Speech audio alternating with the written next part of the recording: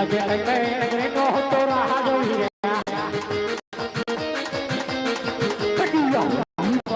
બટિયા હોય મારા કઈ નગરી નો હતો રાહ જોઈ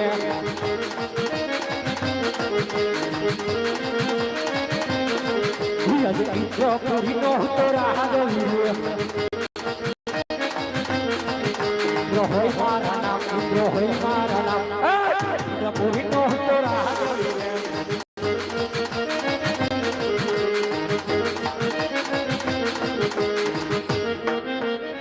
ડોલે ડોલે દેવનો દરબાર રે ઢોલ મારો ઇન્દ્રાસના દેવો કોણ જાય ગોસ મહાભક્ત રે ઢોલ મારો ઇન્દ્રાસના જેને જોયો નથી મારો ક્રોધ રે ઢોલ મારો ઇન્દ્રાસના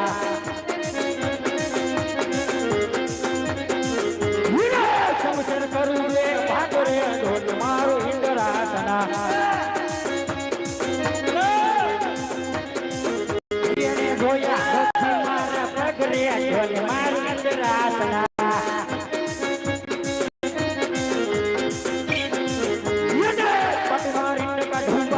ઢોલ મારો ઇન્દ્રાસના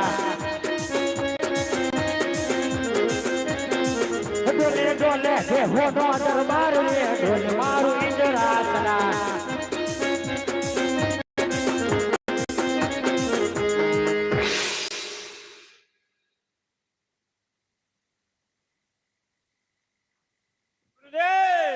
બોલ ચલા અરે પહેલાના ઋષિ મુનિઓ એવા હતા કે 12 વર્ષ સુધી તપ કરતા છતાંય મારા ઇન્દ્રાસનને કાંઈ ન થતું આ મુદ્દુક લોકનો માનવી ફક્ત 3.5 દિવસની અંદર મારું ઇન્દ્રાસન ઢોલાવી રહ્યો છે મારું ઇન્દ્રાસન તો શું એને મારા ઇન્દ્રાસનની ઈચ્છા હશે નકર લાવ મારી આ શિહોરી તલવારથી એમના ધરતી મસ્તક જુદા કરી અને મારા ગઢના કાંગે લટકાવી દો અરે નહીં જ્યારે દેવલોક ની અંદર સભા ભરાણી હતી ત્યારે માછું મોટા કોણ તમારા મોટા ભાઈ બ્રહ્માજીએ મને કીધું હતું કે હે દેવ ઇન્દ્ર જ્યારે તમને સંકટ પડે મને ત્યારે મને યાદ કરજો તો અત્યારે ઘોર સંકટમાં સૌ બ્રહ્માજીને યાદ કરી તપવાનની અંદર હાજર કરું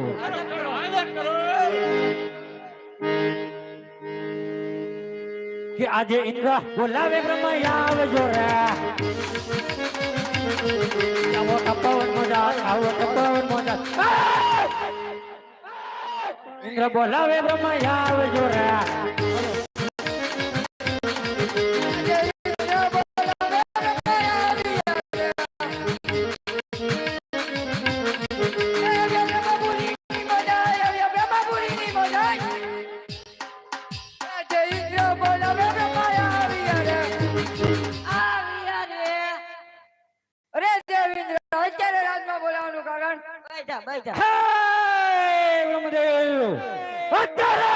તપવાનની અંદર બોલાવાનો તો હટવું જ કરે છે પહેલાના ઋષિ મુનિઓ એવા હતા 12 વર્ષ સુધી તપ કરતા છતાંય મારા ઇન્દ્રાસનને કાંઈ ન થતું દુઃખ લોકનો માનવી ફક્ત 3.5 દિવસની અંદર મારું ઇન્દ્રાસન બોલાવી રહ્યો છે શું એને મારા ઇન્દ્રાસનની ઈચ્છા છે નકાર મને આજ્ઞા આપો મારી શિહોરી તલવારથી હમણાં ધરતી વોટર જુદા કરે આપના શરણોમાં ધરું બોલો હળુ હવાર અરે નહીં દેવેન્દ્ર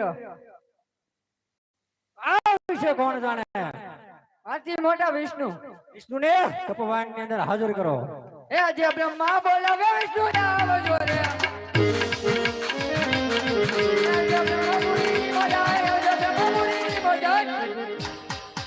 આજે બ્રહ્મા બોલાવે વિષ્ણુ આવજો રે રે.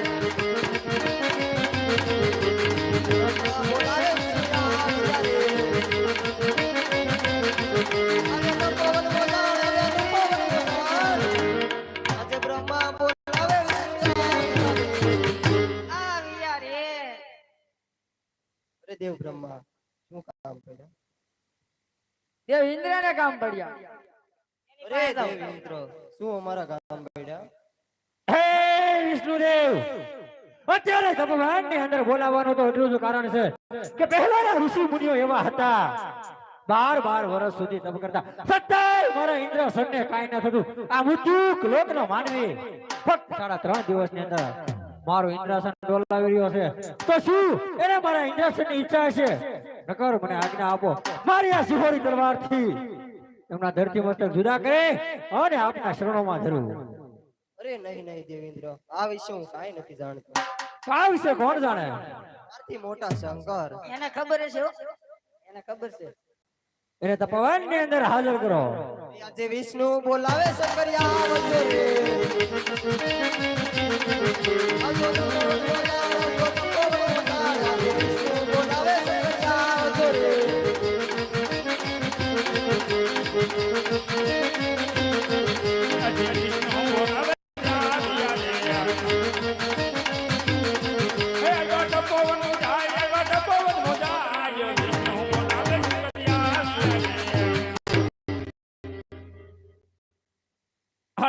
વિષ્ણુ અત્યારે બોલાવવાનું કારણ બધાય બાધે અંદરો અંદર એનું કઈ કરો નહીં હોય.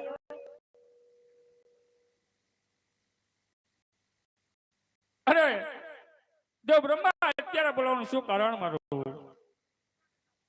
હા દેવ ઇન્દ્ર, કોઈ દિવસ નહીં. અને આજે તપોવન ભૂમિની અંદર શિવ શંકરને બોલાવવાનું કારણ શું?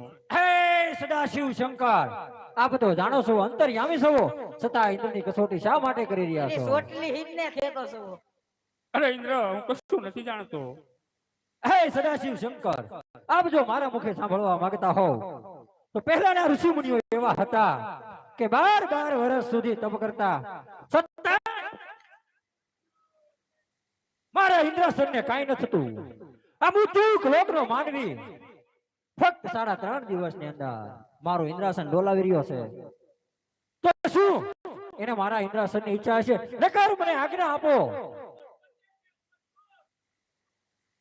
એટલે મારી સિહોરી તલવારથી એમના ધરતી મસ્તક જુદા કરી આપના શરણોમાં ધરું. નહીં નહીં દેવ ઇન્દ્ર, એટલો બધો ક્રોધ શા માટે કરો છો?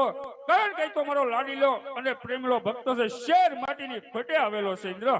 અરે ચાલો આપણે આમાં કાંઈ ન સમજ્યા તો શિવ શંકરની સ્તુતિ કરીએ કહું છું બાધોમાં તોય પાછા બાધો. કે ઓમ નમો નારી શિવ શંકર પધાર્યા. હે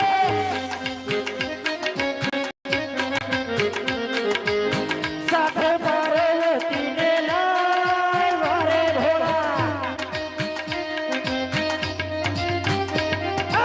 ઓમ નમો નારી શિવ શંકર પધાર્યા.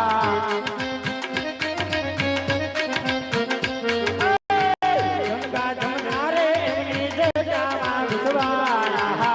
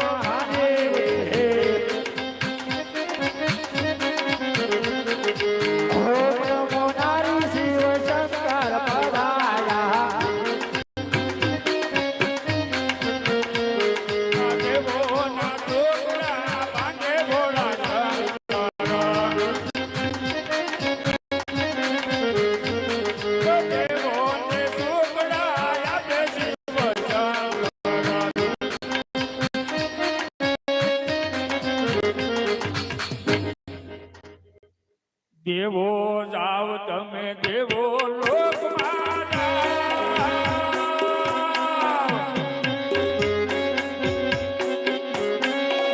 હે દેવો જાવ તમે દેવો લોકમાં જાવ. હે દેવા સંકટ હે સમયે તેરા જાવ છોડી. સાયા દેવો ને દરબાર ઓહો ને હે દેવો સાયા દેવો ને દરબાર એવા સંસાર